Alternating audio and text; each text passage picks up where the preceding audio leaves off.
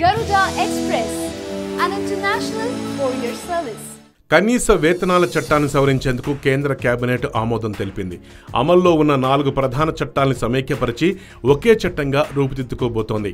దీని ద్వారా వివిధ కార్మిక చట్టాలని సంఘటితపరిచి ఒకే గొడుగు కిందకు తీసుకొస్తోంది మోడీ సర్కార్. ఈ బిల్లు గనక ఆమోదం పొందితే 4 కోట్ల మంది కార్మికులకు లబ్ధి చేకూరుతుంది.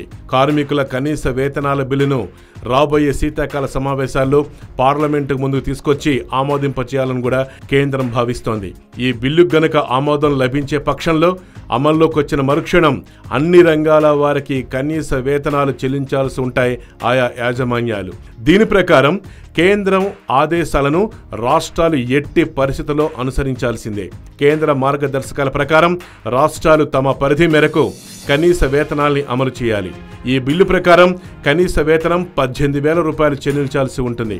ప్రస్తుతం ఉన్న చట్టాల ప్రకారం కార్మికులు పొందుతున్న వేతనాలు 18,000 కంటే ఎక్కువ ఉండటం లేదు. ఈ సవరణ ద్వారా కార్మికుల వేతనాలు క్రమబద్ధీకరించాలని కూడా కేంద్ర కార్మిక ఉపాధి మంత్రిత్వ శాఖ భావిస్తోంది.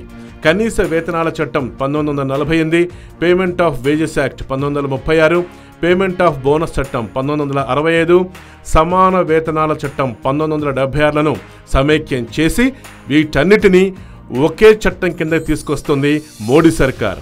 కేంద్ర రాష్ట్రాల్లో ప్రస్తుతం అమలవుతున్న వివిధ చట్టాల వల్ల కార్మికులు యాజమాన్యాల మధ్య ఘర్షణ వాతావరణం నెలకొంటోంది.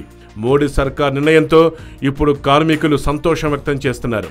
ఇప్పటి వరకు యాజమాన్యాలకు అనుకూలంగా ఉన్న చట్టాలకు చరమగీతం పాడి కార్మికుల కోసం సవరణ చేస్తూ మోడీ సర్కార్ తీసుకున్న నిర్ణయాన్ని దేశవ్యాప్తంగా అన్ని కార్మిక సంఘాలు హర్షం వ్యక్తం చేస్తున్నాయి.